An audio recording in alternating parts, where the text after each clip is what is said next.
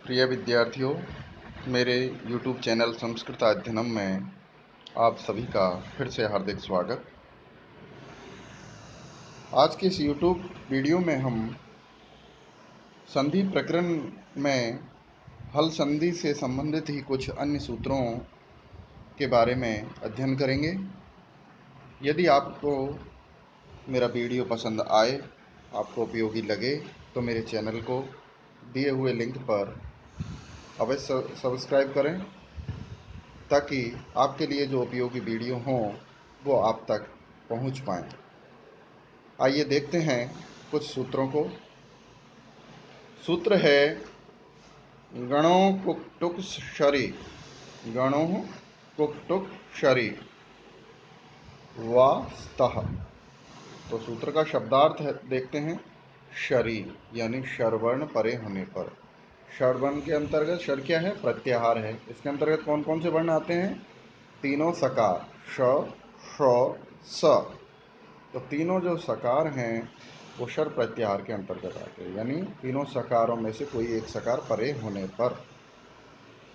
गणो यानी गकार और णकार के अवयव, यानी गकार और नकार के परे यदि शरवर्ण हो तो इनको कुक टुक यानी कुक और टुक आगम होते हैं। तो सूत्र का भावार्थ हुआ कि यदि शर यानी श, श, स वर्ण परे होने पर नकार और नकार के अवयव विकल्प से कुक और टुक होते हैं। यथा संख्यम अनुदेशः समानाम परिभाषा सूत्र से कुक जो है वो णकार का अवयव बनता है और टुक जो है वो णकार का अवयव बनता है। यानी ङ के परे यदि शर वर्ण है तो कुक का आगम होगा, और यदि ट के परे यदि ण के परे यदि शर वर्ण होगा तो टुक का आगम होगा।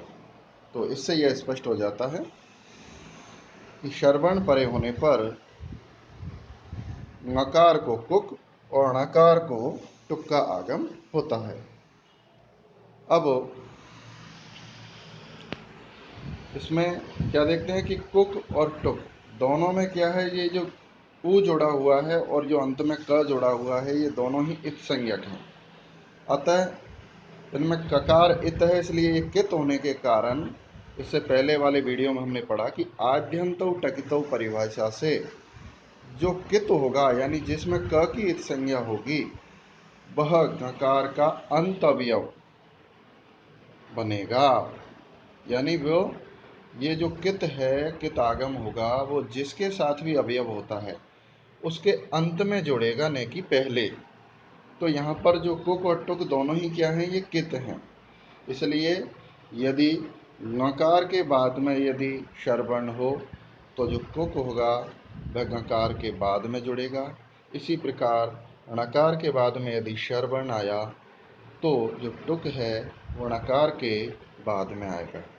उदाहरण के द्वारा हम इसको समझें कि प्रांग षष्ठ और सुगण प्लस षष्ठ, यहाँ पर जो शकार है ये क्या है? शरवर्ण है। तो परे शरवर्ण परे होने के कारण गकार और णकार को क्रमशः ककार और तकार का अंत अवयव हो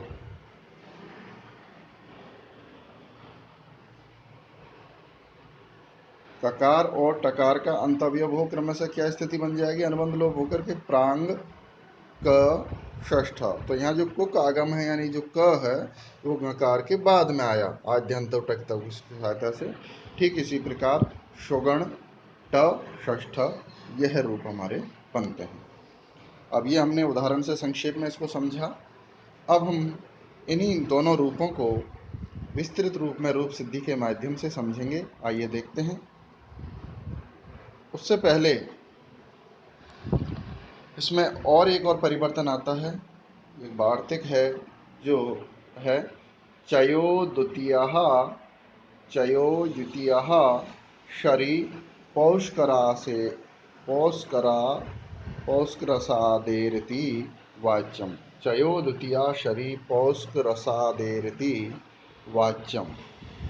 तो वार्तिक का अर्थ हुआ कि पौष्करस, ये व्याकरण आचार्य हैं, तो पौष्करस आदि जो आचार्य के मतानुसार जो शर है यानी श स परे होने पर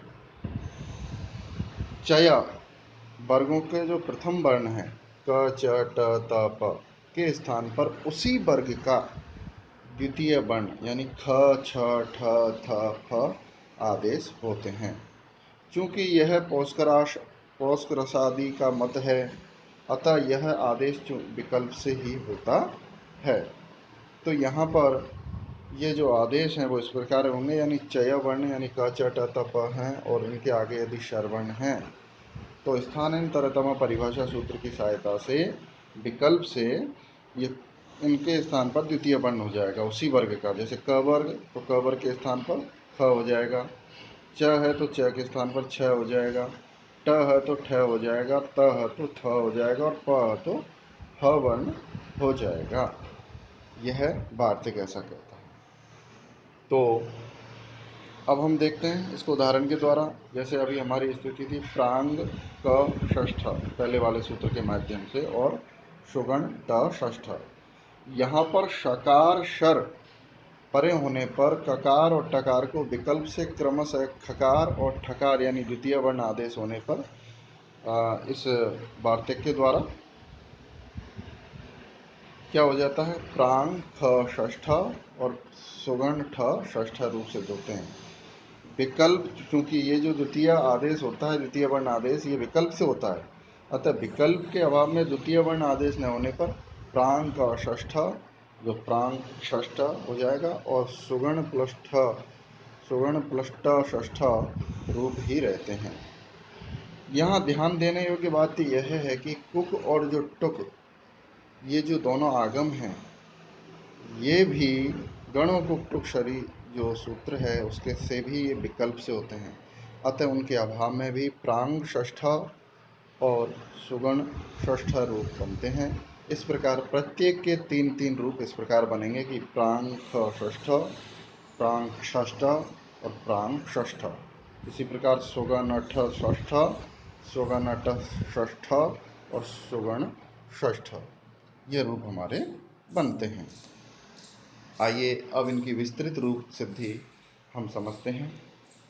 तो प्रांग षष्ठ और प्रांग षष्ठ और प्रांग षष्ठ ये जो दो रूप हैं, तीन रूप हैं, इनका संधि विच्छेद है प्रांग प्लस षष्ठ। तो पहला बिंदु हम लिखेंगे कि प्रांग प्लस षष्ठ, यहाँ पर शर वर्ण यानी शकार परे होने के कारण गणों कुक्टुक शरी सूत्र से यथा संख्यम अनुदेश समानाम और आद्यंतौ टकितौ इन दोनों परिभाषा सूत्रों की सहायता से विकल्प से गकार का अंत अवयव कुक क होकर तो कुक हो जाएगा। तो प्रांग प्लस कुक षष्ठ, इसका अनुबंध लोप करने पर क शेष रह जाएगा तो प्रांग क षष्ठ। उसके बाद चयो द्वितीया शरी पौष्करसादेरिति वाच्यम, इस वार्तिक से विकल्प से ककार को खकार आदेश होकर प्रांग ख षष्ठ यह रूप हमारा सिद्ध होता है। अब विकल्प के अभाव पक्ष में खकार आदेश न होने पर यानी द्वितीय वर्ण आदेश न होने पर प्रांग क षष्ठ यह रूप बनता है, जिसका हम वर्ण सम्मेलन करेंगे तो प्रांग षष्ठ यह हमारा रूप सिद्ध हो जाता है।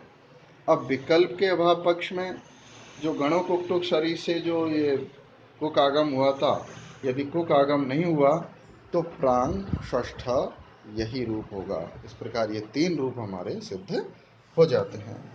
इसी प्रकार अगला जो रूप है हमारा सुगण षष्ठ, सुगण षष्ठ और सुगण षष्ठ, इन तीनों रूपों को ठीक पहले की तरह ही हम सिद्ध करेंगे।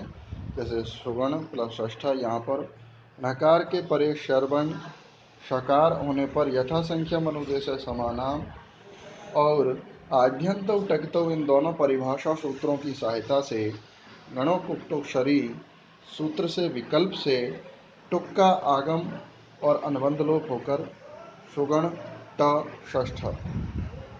चयो द्वितीया शरी पौष्क रसादेरिति वाच्यम। इस वार्तिक से विकल्प से टकार को ठकार आदेश होकर सुगण ठ षष्ठ, यह हमारा रूप सिद्ध हो जाता है। विकल्प के अभाव पक्ष में ठकार आदेश न होने पर सुगण ट षष्ठ, यही रूप हमारा सिद्ध होता है।